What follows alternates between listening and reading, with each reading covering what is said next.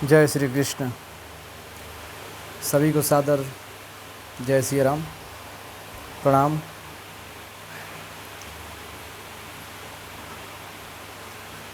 आज हम चर्चा करेंगे गृहस्थ में कैसे रहें।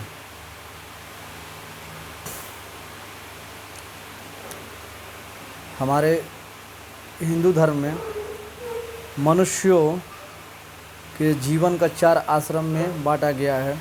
पहला ब्रह्मचर्य, दूसरा गृहस्थ, तीसरा वानप्रस्थ, चौथा संन्यास। मान्यता है कि भारतीय व्यक्ति का औसत जीवन काल 100 वर्ष का होता है और इस आधार पर इन चारों आश्रमों को बांटा गया है। इन 4 आश्रमों की अवधि 25 वर्ष मानी गई है। पहला ब्रह्मचर्य। आइए जानते हैं ब्रह्मचर्य का अवधि कितना है। तो ब्रह्मचर्य आश्रम जन्म से 25 वर्ष तक इस आश्रम का उद्देश्य शैक्षणिक उपलब्धियां हासिल करना और बौद्धिक विकास करना होता है। दूसरा गृहस्थ। गृहस्थ आश्रम में 25 से 50 वर्ष तक इस आश्रम का उद्देश्य सामाजिक विकास करना, धर्म, अर्थ और काम पाना होता है। तीसरा वानप्रस्थ। वानप्रस्थ आश्रम 50 से 75 वर्ष तक इन आश्रम का उद्देश्य आध्यात्मिक उत्कर्ष करना होता है। चौथा संन्यास आश्रम। संन्यास आश्रम में 75 से 100 वर्ष तक इस आश्रम का उद्देश्य मोक्ष प्राप्त करना होता है।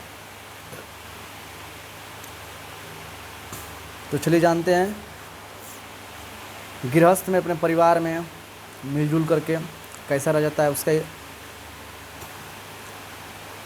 उदाहरण है भगवान भोलेनाथ, क्योंकि भोलेनाथ भी एक गृहस्थ में है। द्वापर में श्री कृष्ण भी अवतरित हुए थे, वो भी गृहस्थ में ही थे। त्रेता में श्री राम हुए, वो भी गृहस्थ में ही हुए। आजकल जो घरों में छोटी छोटी बातों पर लड़ाई झगड़ा होती रहती हैं, एक दूसरे के दुश्मन जो बनते हैं, उसी के आधार पर ये वीडियो प्रस्तुत कर रहा हूँ। आशा है कि आपको अच्छी लगेगी। चलिए जानते हैं गृहस्थ आश्रम के बारे में।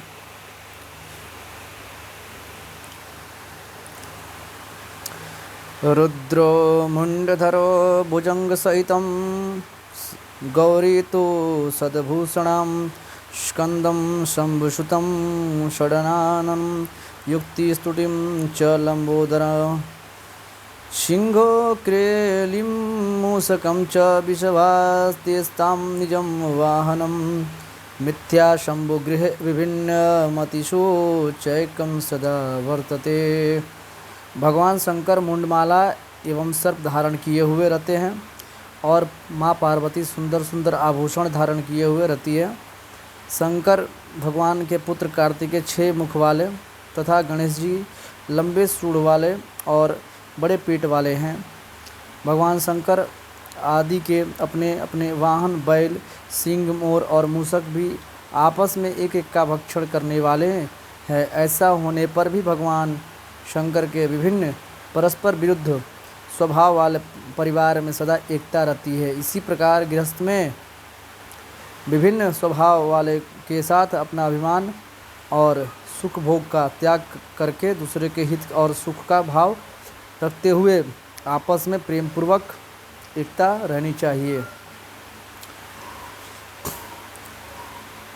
सानंद सदनं सुताश्च सुधियं कांतं न दुर्भाषिणीं सन्मिद्रं सुधनं सयोसितिं रतिश्च ज्ञापरां सेवका अतिव्यादं शिवपूजनं प्रतिदिनं मिष्टान्नापानं गृहे साधु संगमुपासते तत्सततं धन्यो गृहस्थ आश्रम।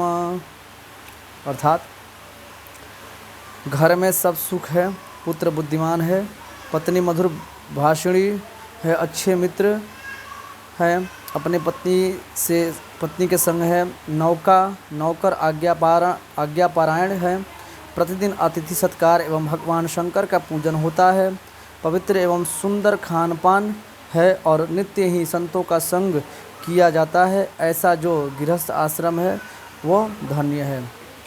इसका तात्पर्य ये है कि हमें, आप लोग अपने अपने घरों में देखे होंगे कि भगवान का एक सुंदर सा चित्र, फोटो आप लोगों के घर में भी होगा, जिसमें भगवान भोलेनाथ, माता पार्वती जी, कार्तिकेय जी, भगवान लंबोदर, गणेश, विघ्न विनाशक गणेश महाराज,